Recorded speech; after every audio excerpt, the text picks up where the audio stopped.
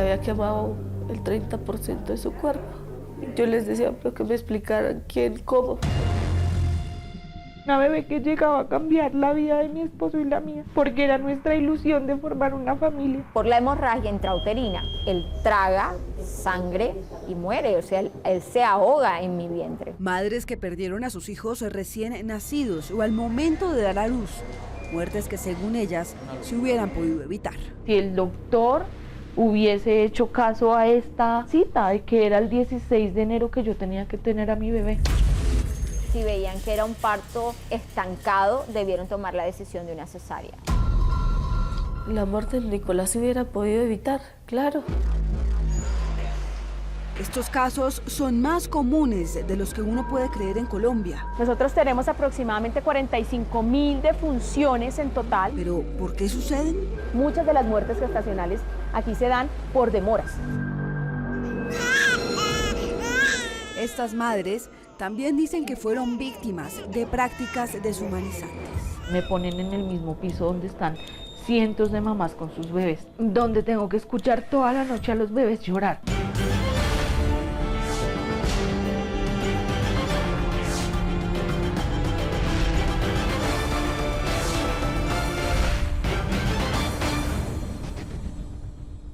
Buenas noches. Para muchas mujeres, dar a luz es el evento más feliz de su vida. Por fin llega su anhelado hijo. Pero no siempre es así.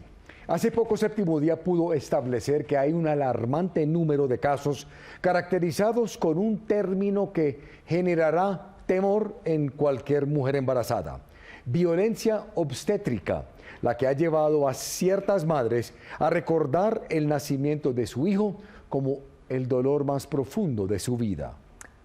Según expertos, la violencia obstétrica es cuando la madre es víctima de algún tipo de violencia o flagrante falta de atención por parte del personal médico desde el momento de la concepción hasta el término de su embarazo. En ocasiones podría llevar a la muerte del bebé.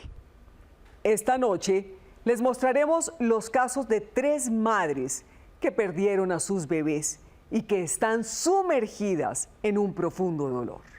Así comienza la investigación de Johanna Rodríguez.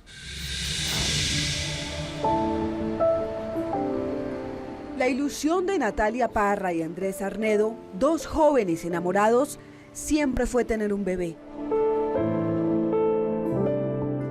Y ella quedó embarazada en el 2021. No fue un embarazo planeado, pero sí deseado. Desde el primer momento, pues obviamente yo tenía una relación con mi esposo de 8 años. Aunque era sorpresivo para mí, obviamente ese sí era mi deseo. Ya todo listo, todo organizado, eso es pues la ilusión mía y de mi esposo de recibir a nuestra bebé, porque todo estaba perfecto, o sea, lo único que faltaba era que ella naciera. Nos recomendaban que tomara mucha vitamina, lo hacíamos, que hiciera ejercicio, lo hacíamos. Todo venía bien con su bebé.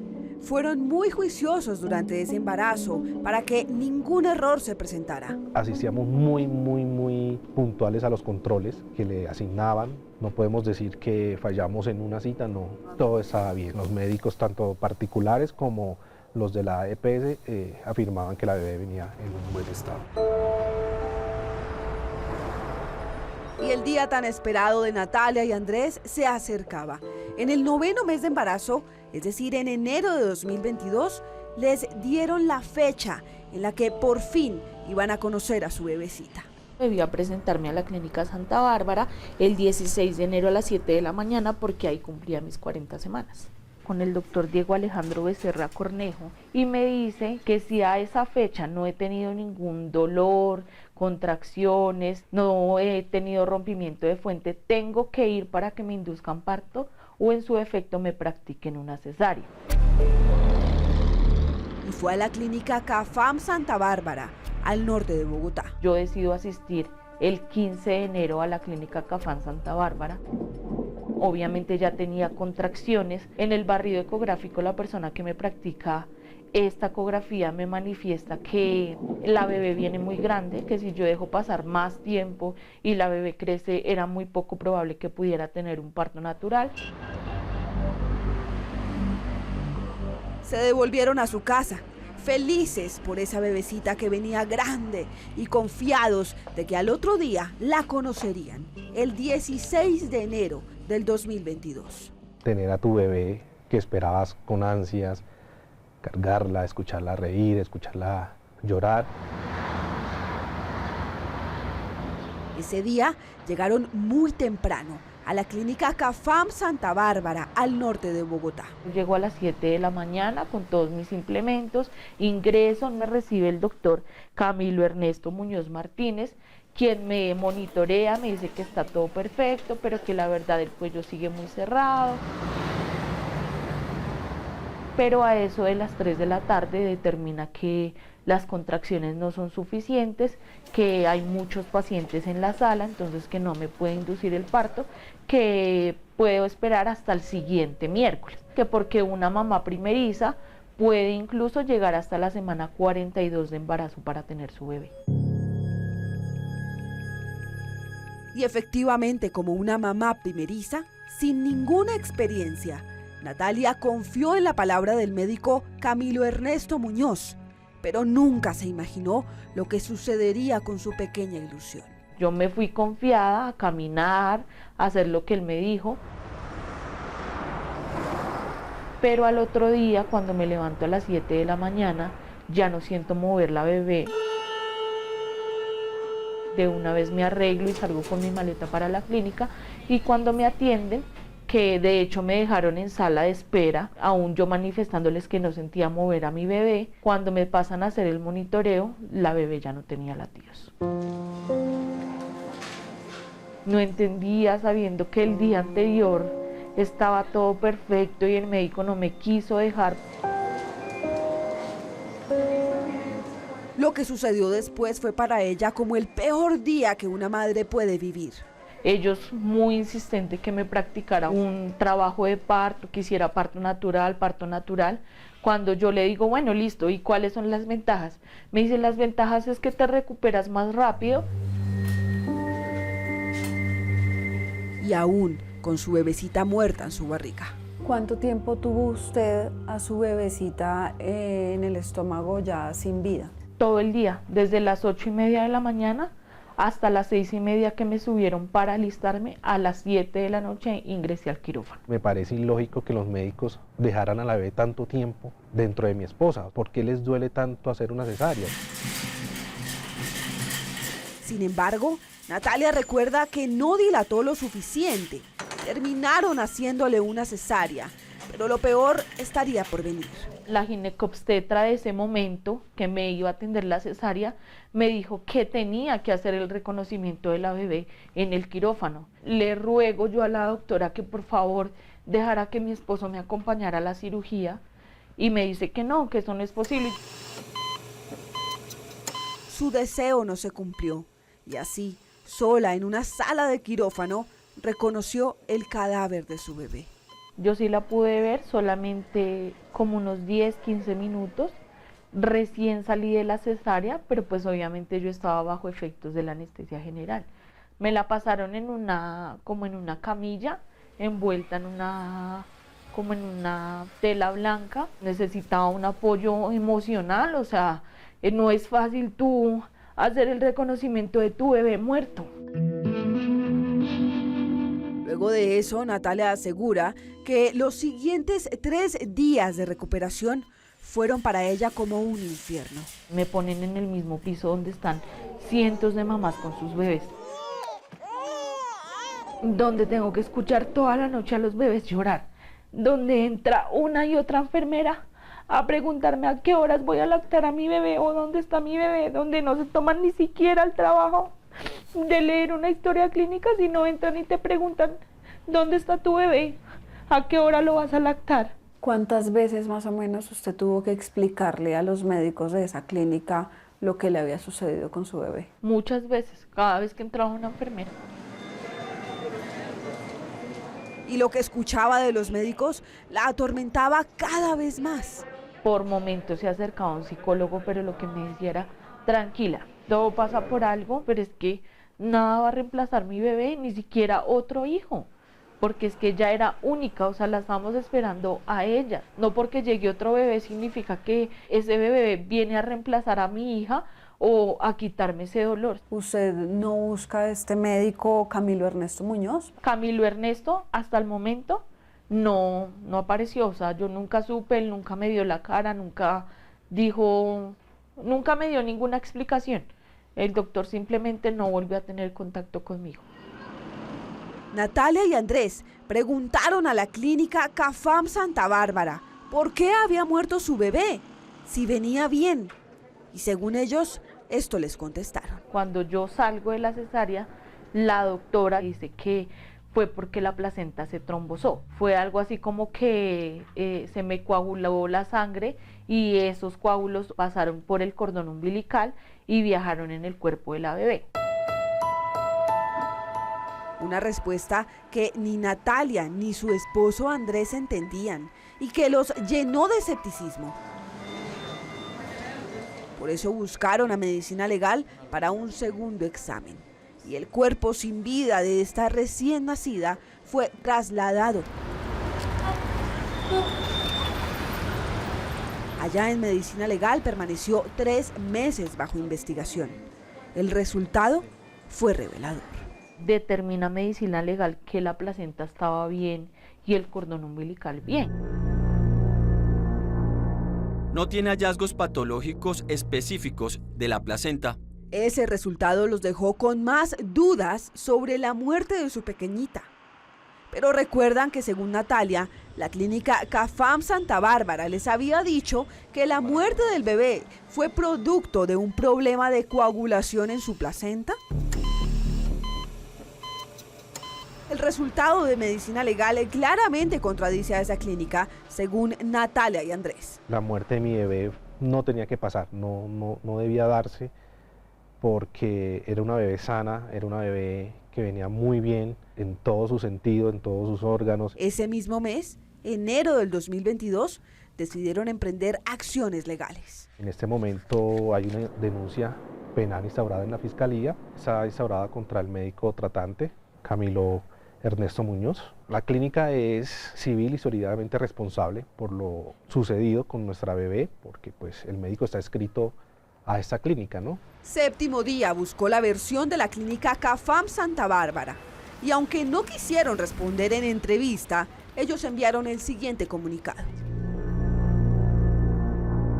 No solo se valoró a la madre gestante, sino que se realizó el correspondiente monitoreo fetal. Hasta el 16 de enero de 2022, los signos vitales maternos y fetales, además del perfil biofísico, fueron normales. Con soporte en los estudios y análisis correspondientes que se realizaron, se concluyó que la atención fue oportuna, acorde a los protocolos médicos. Sin embargo, para esta familia, el posible responsable de la muerte de su bebecita sería el médico ginecobstetra Camilo Ernesto Muñoz. No quiero volver a saber de él, o sea, siento que él fue el culpable de la muerte de mi bebé. Doctor, lo buscamos y lo encontramos al sur de Bogotá. Doctor, lo que pasa es que la señora Natalia Parra, ella perdió su bebé precisamente el 17 de febrero del 2022. Ella dice que precisamente usted la dejó pasar de tiempo, porque ella llegó a ese día, el 16 a las 7 de la mañana, con esta orden médica. Y usted le dijo que se fuera a hacer ejercicio. Más adelante, ustedes escucharán lo que él respondió sobre la muerte de la bebecita de Natalia Parra y de Andrés Arnedo. Séptimo Día buscó explicaciones del médico ginecobstetra Camilo Ernesto Muñoz para entender por qué, según Natalia Parra, no la indujo al parto si ya cumplía las 40 semanas de embarazo y si así se hubiera podido evitar que su bebé falleciera en su vientre. ¿Qué responderá? A partir de este momento puede opinar con el hashtag #embarazos. Regresamos. Pero estuviera conmigo y el daño emocional al que me enfrenté es intrapalable.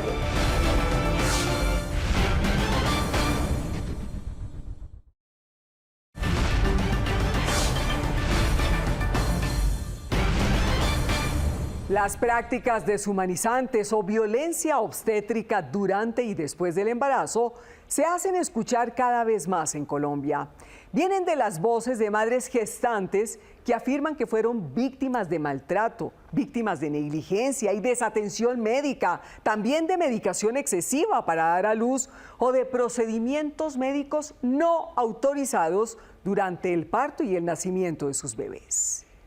Entre las mujeres entrevistadas por Séptimo Día está Heidi Vargas. Es una barranquillera que, según ella, perdió a su bebé por presunta negligencia médica y, al parecer, una práctica prohibida por la OMS. Ella no podrá volver a tener la ilusión de tener hijos.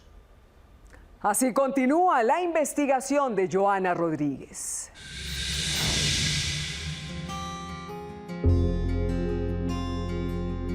No se imagina todo a futuro porque tal vez tú en tu mente llegas a pensar que tu mamá puede faltar, tu papá puede faltar, pero tu hijo no.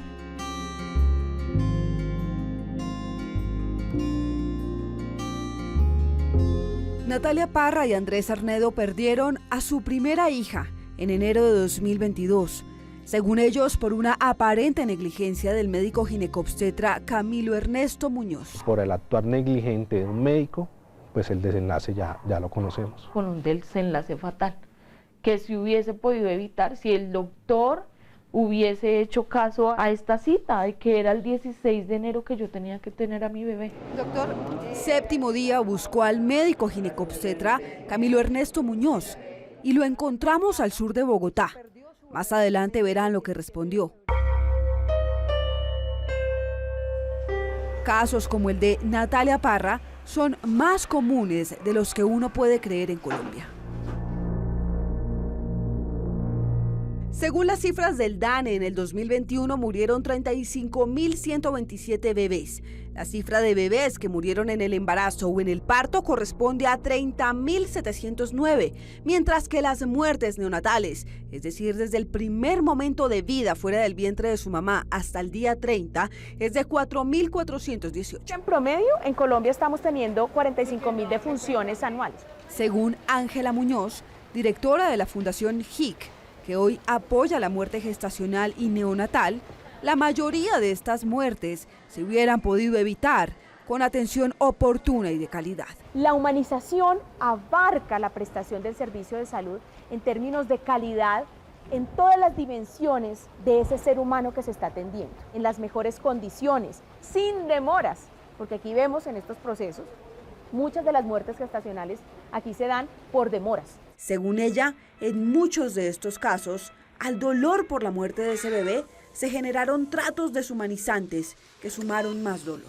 Según el ICBF, la violencia obstétrica es aquella de la cual son víctimas las mujeres gestantes mediante prácticas, comportamientos y actitudes, por acción u omisión, que ocurren en el ambiente hospitalario y que afectan su salud física, psicológica y emocional. Si ese hijo muere, también tenemos derecho a que nuestro hijo sea recordado, sea validado, a que el dolor por la pérdida sea acompañado, para que después podamos volver a sonreír. Pero el caso de Natalia Parra no es el único en Colombia.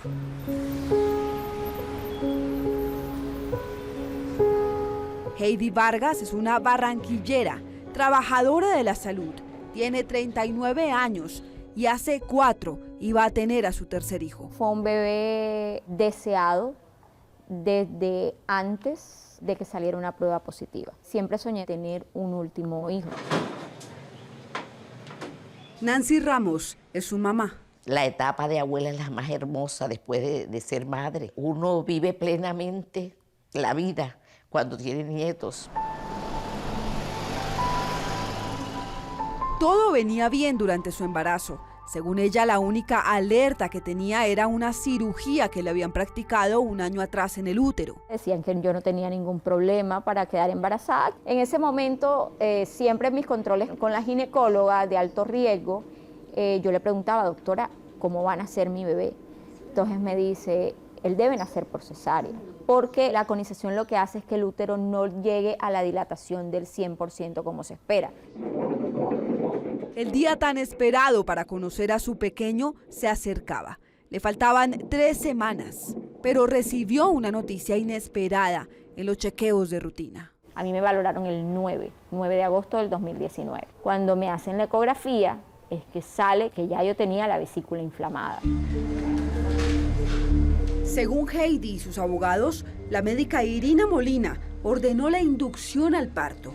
Porque su bebé tenía que nacer a las 37 semanas y normalmente los bebés nacen a la semana 38 o incluso hasta la 40.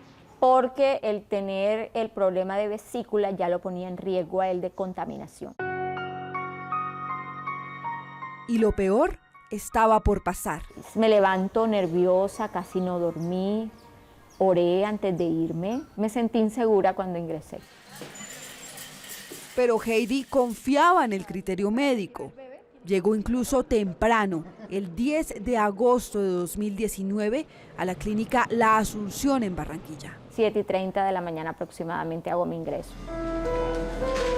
Según ella, la recibió la ginecóloga Irina Molina y el médico ginecobstetra Luis Alfonso Hernández. Me ingresan enseguida. Tú cuando estás en una clínica le entregas tu vida y tu salud a los médicos que se suponen que saben cómo van a tratar al paciente. Recuerdan que su ginecóloga de confianza le advirtió que debía tener un parto por cesárea por una cirugía en su cuello uterino años atrás. Yo no llego a dilatar el 100%, fue porque mi útero cicatrizado no dejó que el bebé saliera por esa vía. Ella dice que lo recordó insistentemente al médico Luis Alfonso Hernández y a la médica Irina Molina. El papá del bebé, él le dice que por qué no me hacen una cesárea y le dicen que él ahí era solamente el papá.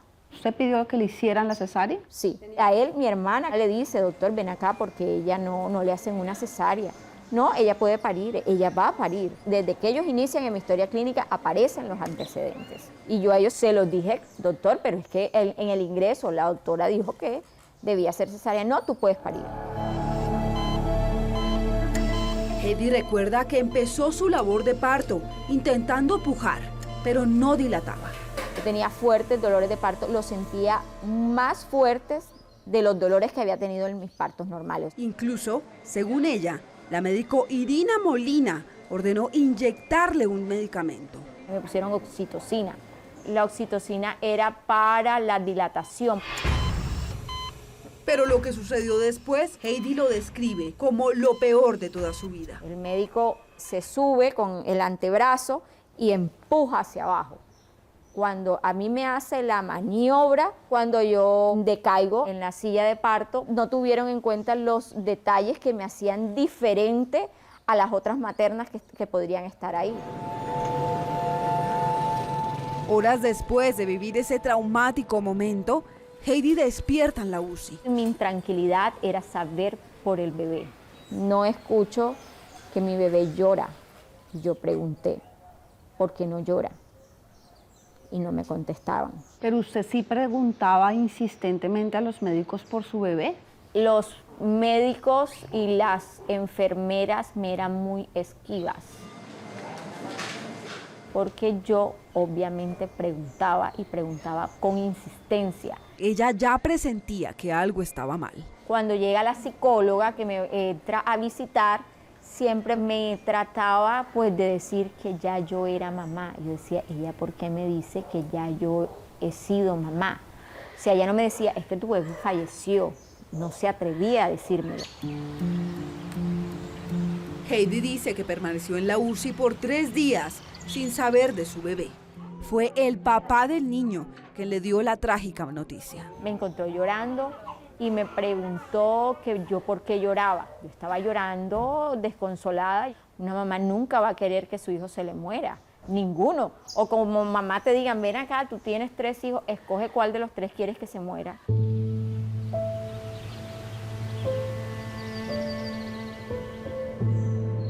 Heidi recuerda que quería ver a su hijo, pero no pudo. ¿Por qué cree que le ocultaron la muerte de su hijo?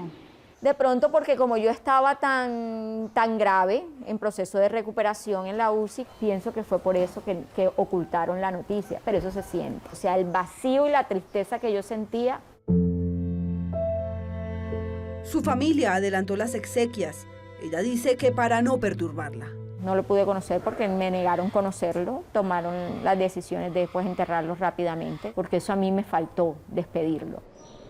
Y como trabajadora de la salud, descubrió lo que ya presentía. ¿Cómo fue que murió su bebé? Por el exceso de medicamento y a la maniobra a la cual me realizan durante el trabajo de parto, explotó el útero y el bebé estaba adentro. Me la realizaron 2 veces. No se puede realizar esas maniobras porque causan las hemorragias intrauterinas, causan daño en los músculos abdominales.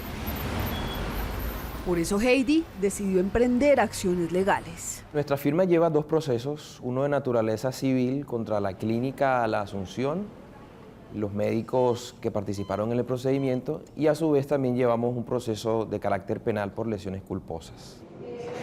Alexander Tarazona de la Hoz es el abogado de Heidi Vargas. El doctor Luis Alfonso está denunciado en ese proceso penal porque él, según la versión que nos comenta nuestra cliente, practicó una maniobra que se encuentra en desuso y está proscrita en la literatura médica, que se conoce como la maniobra de Christeler. Irina Molina fue la persona que ordenó la inducción del parto. Básicamente lo que pedimos es que se indemnice a Heidi Vargas y a su familia por los perjuicios sufridos. Para Heidi, los médicos Irina Molina y Luis Alfonso Hernández no solo tendrían que responder por la maniobra que no es recomendada por la Organización Mundial de la Salud, sino también por no hacerle una cesárea, pues recuerdan que su ginecóloga le había recomendado hacerlo por una cirugía en su útero años atrás.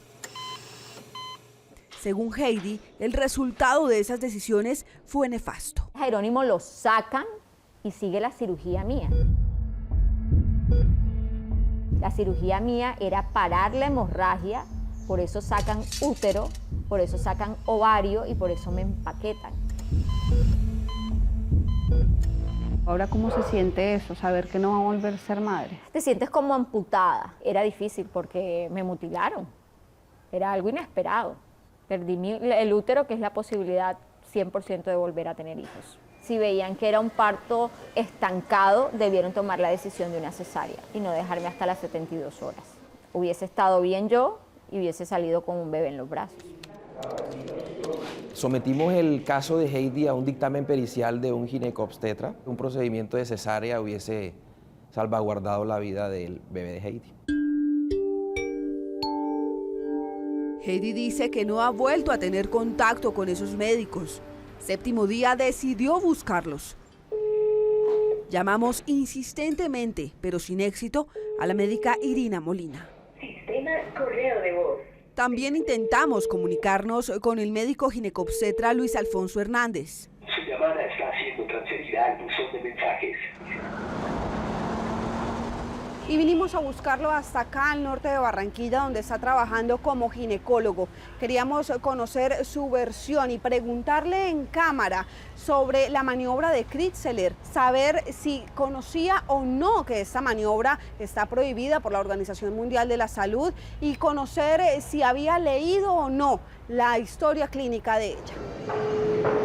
Por eso decidimos volverlo a llamar. ¿Cómo está, doctor Luis Alfonso Hernández? Habla con Joana Rodríguez de Séptimo Día. Le preguntamos por el caso de Heidi Vargas, la maniobra de Christeler y la muerte de su bebé.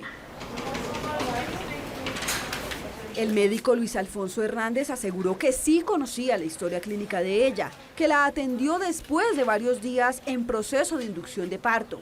También dijo que no era fácil para él decir algo que lo llegara a inculpar, que tenía un fallo del Tribunal de Ética Médica a su favor y que prefería esperar consejo de sus abogados. Pero en la historia clínica de Heidi obtenida por Séptimo Día, es claro que él sí la recibió para el trabajo de parto en periodo expulsivo.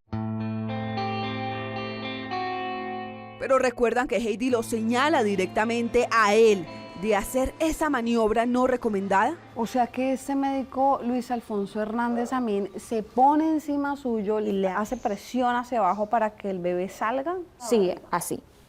Me hace este movimiento. Porque el bebé se asomaba, pero otra vez se escondía. O sea, él decía, aquí está la cabecita, me lo estoy viendo el cabello. Me la realizaron 2 veces. También buscamos a los directivos de la clínica La Asunción en Barranquilla para conocer su versión y enviaron esta respuesta. Existe un proceso por presunta responsabilidad civil interpuesto por la señora Heidi Vargas en un juzgado de Barranquilla. Nos abstenemos de dar información alguna hasta que se genere el fallo judicial. Ya fuera a cumplir 4 años, yo le llevo su edad año a año, ya estuviera en el jardín, pero estuviera conmigo, y el daño emocional al que me enfrenté es irreparable.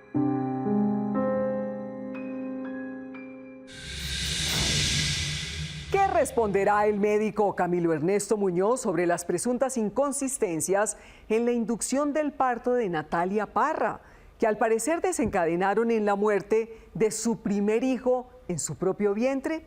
Más adelante, ustedes conocerán esa respuesta. Ya regresamos. ¿Conoce esta orden médica? De la señora Natalia Parra.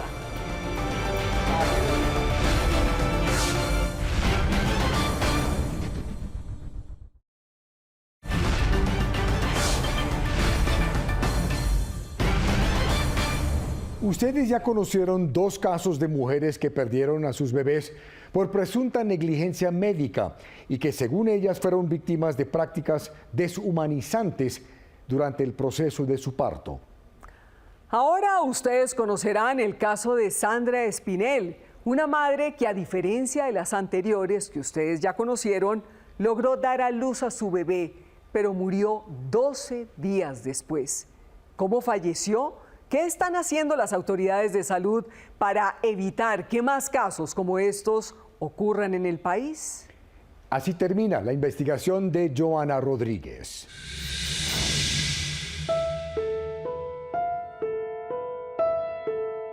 Era especial, era mi príncipe y siempre será mi príncipe. Sandra Espinel aún recuerda a su bebé recién nacido Nicolás. Quedó embarazada a finales del 2017 y no tuvo complicaciones. Todo iba con mis controles bien, todo íbamos bien. Pero al 9º mes, los médicos en Sogamoso le dieron una noticia desalentadora. Que el niño venía bajito de peso. Sandra recuerda que los médicos de Sogamoso le dijeron que su bebé debía nacer de urgencia y por cesárea. Nos dijeron que teníamos que dirigirnos a Tunja. Le estaba faltando el oxígeno. Ya no podía él estar más en la barriguita. Ella y su esposo, Marco Tulio Rodríguez, hicieron caso y se fueron para Tunja, pero allá recibieron otra sorpresa. Se habían cerrado la parte de partos y como no había ahí, entonces tenían que trasladarnos. A la clínica ESIMED materno-infantil en Bogotá. Según Sandra, era la única que la iba a recibir por convenio con su EPS Medimás. Nosotros decíamos que no, que nos ayudaran ahí en Tunja porque pues igual era lejos. Decían que tocaba ahí o tocaba ahí. Se fueron para Bogotá y la recibieron en esa clínica. El día tan esperado para conocer a su pequeño llegó. A diferencia del caso de Natalia Parra y de Heidi Vargas, que perdieron a sus hijos a punto de conocerlos, Sandra sí conoció a su pequeña ilusión. Nicolás nació el 10 de agosto del 2018. Y pues bien, gracias a Dios, yo le preguntaba al doctor que cómo estaba mi bebé, me decía que bien, que él no necesitó oxígeno, pero pues sí venía bajito de peso. El paso a seguir era dejarlo ahí en la incubadora mientras él ganaba peso y le hacían observación. Todo parecía ir bien. Como a los 3 días de que él nació, me lo dejaron cargar en canguro. El día de alta para llevarse a su bebé a Sogamoso se acercaba. Lo único que faltaba era que le hicieran un examen de los ojos. Él había ya progresado, ya había ganado peso. Pero la noche antes de ese examen, algo ocurrió. Me dijeron, mamita, necesitamos que se acerque urgente a la clínica, que el niño tuvo un accidente. Y yo le dije, ¿cómo así que un accidente si yo lo dejé bien? Y yo llegué allá, lo tenían entubado, lleno de gases todo su cuerpo. Yo le dije a la enfermera que me dijera qué había pasado, porque él estaba bien el día anterior. Ahí llegó el pediatra y me dijo que él había sufrido unas quemaduras, se había resbalado y que se había quemado el 30% de su cuerpo. Yo les decía pero que me explicaran quién, cómo, porque eso no era algo lógico. Yo la verdad no me explico cómo un niño de apenas 12 días de nacido, cómo se va a rodar. Según Sandra y la historia clínica del bebé, la enfermera Cintia Hernández era la responsable de la incubadora número 4, donde estaba Nicolás. ¿Usted buscó a la enfermera para preguntarle qué fue lo que había pasado con el bebé esa noche? Sí, así fue, pero nadie me dijo nada. Si le pasa algo grave a mi bebé es culpa de todos ustedes. Lo dejaron quemar 30% de su cuerpo. Sandra dice que la única respuesta que le dieron en ese momento era que debían trasladarlo de urgencias a una clínica de quemados, a La Misericordia, al sur de Bogotá. Esperamos que llegara la ambulancia y ahí también hubo negligencia. La ambulancia llegó, pero esa ambulancia que llegó traía mal el oxígeno.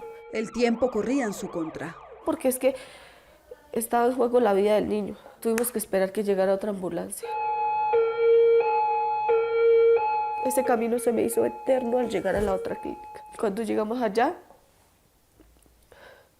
el bebé en esa incubadora estaba morado, tenía otro tono. Yo decía, Dios mío, por favor, no me lo quites. Como a los 20 minutos la doctora me llamó. Me dijo, mamita, su hijo llegó en muy malas condiciones, muy malas. Además de las quemaduras que tuvo, estaba mal entubado. El bebecito Nicolás duró 3 días en la unidad de quemados de la clínica La Misericordia. Lo reanimaron durante 18 minutos. O sea, muy pocas posibilidades que él se recupere porque los riñones no le están funcionando bien. Nicolás falleció el 25 de agosto del 2018. Acá en el cementerio de Sogamoso fue donde la familia Rodríguez Espinel terminó dejando a su bebecito de tan solo 15 días de nacido, que murió por quemaduras en varias partes de su cuerpo, luego de permanecer en una incubadora en la clínica ESIMED materno-infantil al norte de Bogotá. Según la necropsia de medicina legal obtenida por Séptimo Día, la causa de la muerte del pequeño Nicolás fue por disfunción orgánica múltiple. Sufrió de fallas renales, pulmonares y un edema cerebral. Según la especialista forense Ana María Zapata, ese sería el resultado de las quemaduras que el pequeño Nicolás sufrió en la clínica ESIMED materno-infantil. ¿Cómo se puede explicar que por quemaduras que son por fuera del cuerpo se afecte los órganos internos del cuerpo de una persona? El cuerpo está constituido 80% de agua y este está protegido por la barrera natural que tenemos, que es la piel. Cuando perdemos esa barrera por quemaduras, las bacterias que normalmente tenemos en la piel van a poder entrar mucho más fácil dentro del cuerpo. Porque el grosor de la piel de un recién nacido es muchísimo más delgado que el de un adulto. Pero lo importante para Sandra era entender cómo su bebé de apenas 12 días de nacido se pudo haber quemado el 30% de su cuerpo.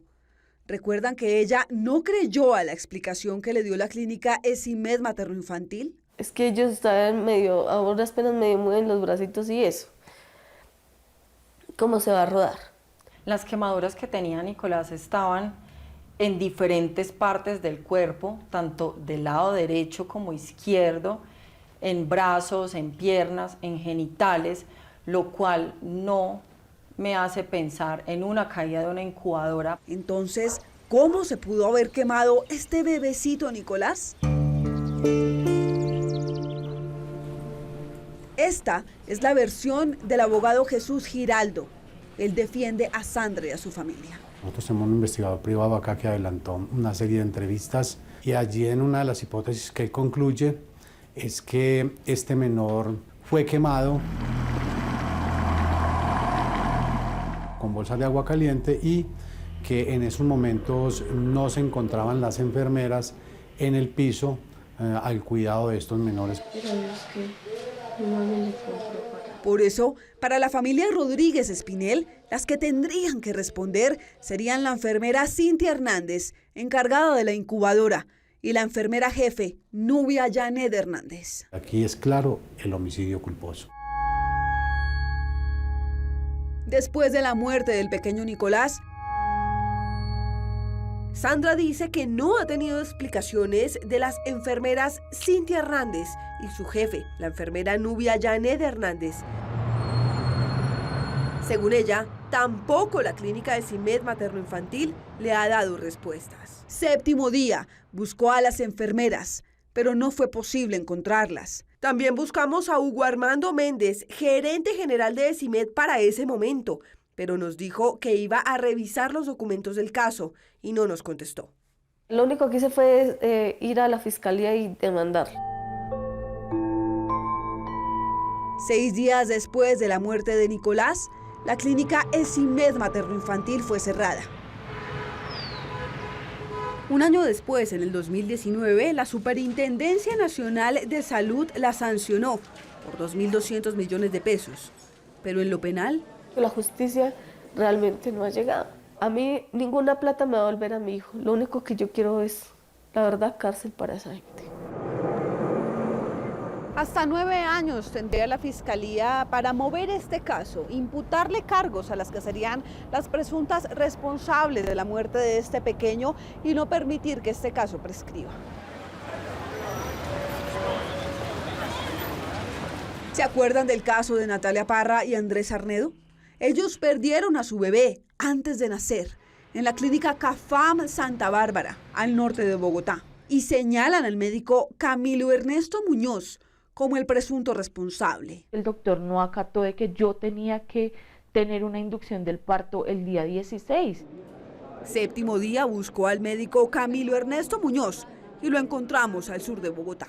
¿Conoce esta orden médica? De la señora Natalia Parra.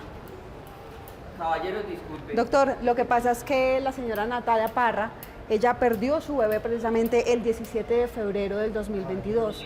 Ella dice que precisamente usted la dejó pasar de tiempo, porque ella llegó a ese día, el 16 a las 7 de la mañana, con esta orden médica. Y usted le dijo que se fuera a hacer ejercicio. Pues es que, a ver, la fecha... ¿Eso cuándo fue? El 16 de enero del 2022. Sí, si usted me habla así de un caso que pasó hace un año, para mí es difícil, no puedo acordarme de todos los pacientes que veo. O sea que usted como ginecólogo ha perdido bebés todos los días. No, señora, claro que no. Ella perdió su bebé. Pero yo veo muchísimos pacientes todos los días. Podemos hablar, usted revisa el caso y hablamos en una entrevista más formal. Claro que sí, señora. ¿Cuándo podemos vernos? Si quiere me escribe al WhatsApp de mi secretaria y cuadramos. Efectivamente lo contactamos de nuevo, pero no fue posible una entrevista formal para que nos diera su versión sobre la muerte del bebé de Natalia Parra. No estamos preparados como país y como sociedad para acompañar el duelo perinatal. Ángela Muñoz, directora de la Fundación HIC, que hoy apoya la muerte gestacional y neonatal. Se habla del desecho, el óbito, el producto, ¿sí? Y en estos casos hablamos de familias que tienen una relación emocional y de afecto con ese hijo. Porque una mamá necesita una guía para caminar el duelo por la muerte de una persona que ni siquiera conoce. Porque aunque no haya conocido a ese hijo, se ha relacionado con él. Según Ángela Muñoz, no existe en Colombia, como en otros países, una ley que proteja a las madres víctimas de estas prácticas deshumanizantes, como Sandra Espinel, Natalia Parra o Heidi Vargas. Por eso el senador liberal Mauricio Gómez Amín impulsó la ley en el Congreso. Hoy está en el último debate. Va dirigido a esa madre que llega sola al hospital, pero que además de sufrir una pérdida de ese ser que es un hijo, que no tiene reemplazo de absolutamente nada, vive el maltrato, vive el trato indigno del personal médico. No hay un protocolo hoy en Colombia que defina qué debe pasar cuando un bebé se le muere a la mamá en pleno parto. es más traumático el trato que la misma pérdida. Víctimas como estas 3 madres piden justicia para que no se repita lo que les sucedió por presunta responsabilidad de médicos como Luis Alfonso Hernández, Camilo Ernesto Muñoz y Cintia Hernández.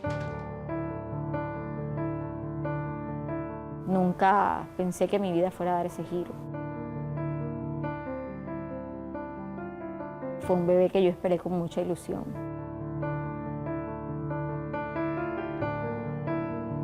Yo aún sigo en tratamiento psiquiátrico.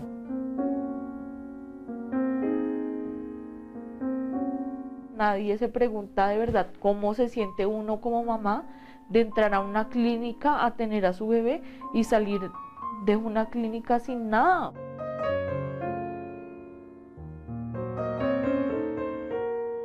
Esto es un dolor que no se va ningún día, ¿sí? Que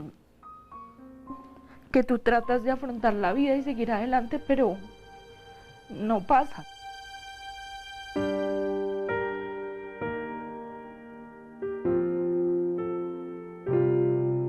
Son 5 años que llevo de tristeza, de vacío, con las manos vacías.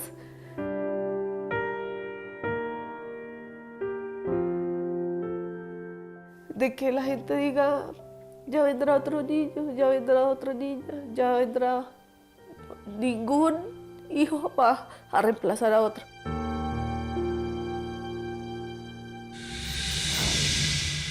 Recuerde que usted como madre gestante tiene derecho a la información completa y oportuna sobre su estado de embarazo, a ser tratada como lo indican los expertos en el tema, a estar acompañada por un familiar o una persona de su confianza y desde luego a tener a su lado a su hijo o hija.